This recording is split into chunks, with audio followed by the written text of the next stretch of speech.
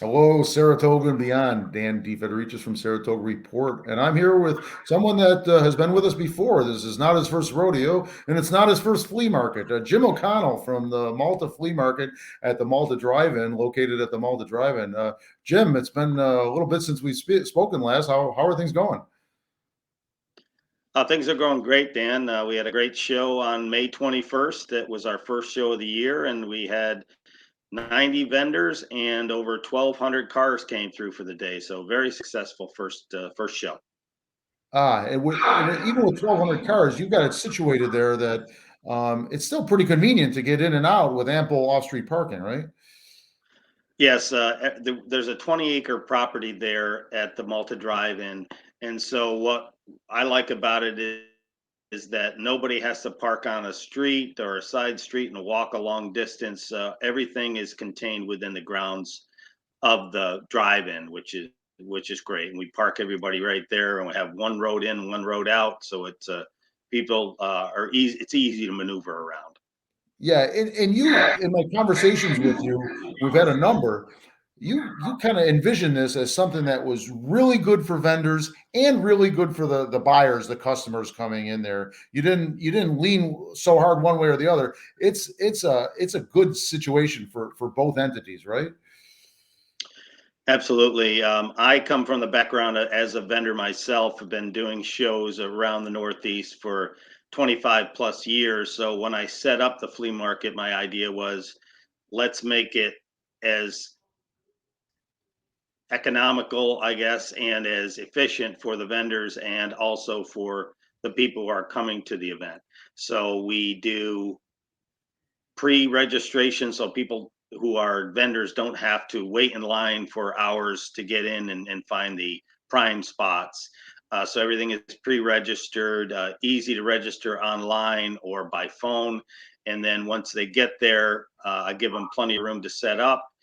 We have real restrooms versus porta johns, and then we have the permanent snack bar there at the drive-in, and it makes it convenient for the vendors and also for the shoppers. Again, easy parking and access to easy access to the vendors and easy to get around.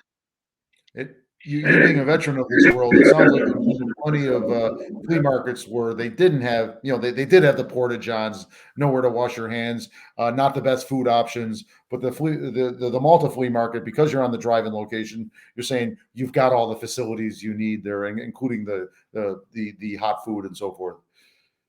Right, that's the thing that it makes a drive-in a perfect place for a flea market. Of course, it basically is a large open space that's got plenty of ability to get around. That's the whole idea of the drive-in.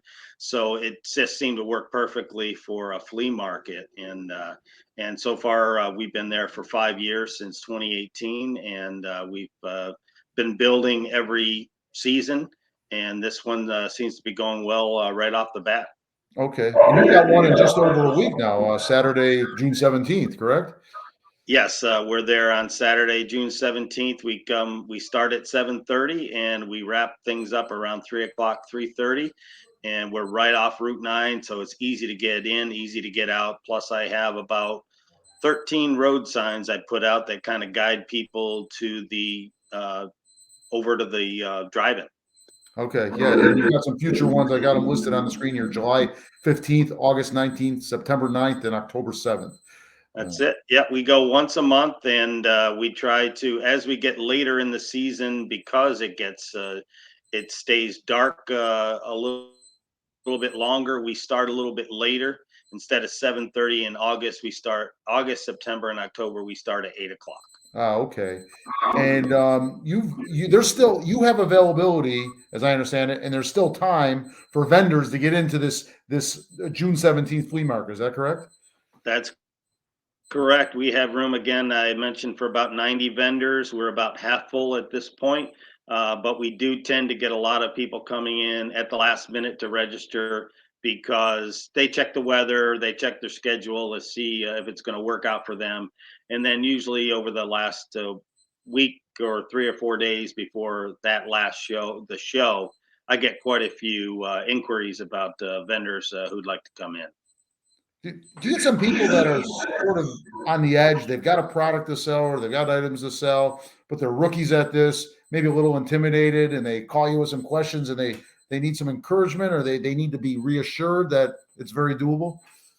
Absolutely. There's a lot of folks that go to the flea markets as shoppers, and then they think, geez, I have a lot of these type of items that I've collected or I received from an estate sale or something along those lines. So they'll say, I'd like to do it, but I'm kind of a rookie. So I try to guide them through the process and assure them that it's actually pretty well thought out there at the drive-in, and we can help them with whatever they need. Oh, that's great. So are there some specific questions that would be prospective vendors ask you that you might want to mention now? Just a common question, perhaps. Yeah, they will ask things that are pretty typical, like, okay, how do I register? How do I become a vendor? So I guide them to our website get our vendor registration form, or we can send it to them by email or mail. And And then, okay, so they got the form. Then, how do I pay? So they can pay online. They could pay by phone with a card, or they can mail a check in. And then registrate. Once you get your registration, well, how do I set up? So I give them time. We can come in as early as 6 o'clock the morning of the show, and they have an hour and a half to get things set up. We get them in their space. You can park right in your space if as a vendor versus parking and then having to transport your merchandise to your sales space. So it makes it pretty convenient. They can just drive right in, get their self set up, and then when the show is over, just reverse the whole situation and easy in, easy out. so you, the flea market veteran, are telling me there were times where you had to park somewhere and lug your gear, lug your product a couple hundred yards somewhere. Absolutely. Or you had to, drop it off, go find your place to park, and then go back. Maybe it might be as much as a quarter mile to get to your space, and then you have to do the same thing on the way out. And at that point, on the way in, people come in different time frames, but on the way out, most people are all doing it at the same time, which makes it pretty hectic if you're not already set up in your spot to break down at the end of the show. Okay, and they can get a hold of you off the website. There's both your phone number there as well as an email link. The prospective vendors can get a hold of you about next week. What's the absolute last cutoff? Because we only got about we're taping this here on Friday. We got 8 days to go. What's the absolute cutoff for somebody to register and so forth? I would like to have everybody registered by next Thursday, if possible. That doesn't always happen, Okay. but we're always trying to get everything set at least a couple of days ahead, so that there's no big surprises towards the end. I want to make sure everybody's got a space and that they have all their questions answered prior to the beginning of the show. Okay, great. And just before we break this off here, you just switch to the customers, the buyers. What is one thing you want to tell them to come out next Saturday and so forth?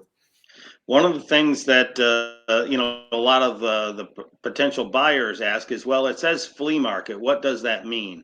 And I call it a flea market because it could be anything from antiques and collectibles, like an antique show, to people doing crafts, new items, things that they may or may not be able to find in other places, and also the opportunity to find things that you didn't even know you wanted. So interesting artwork, interesting.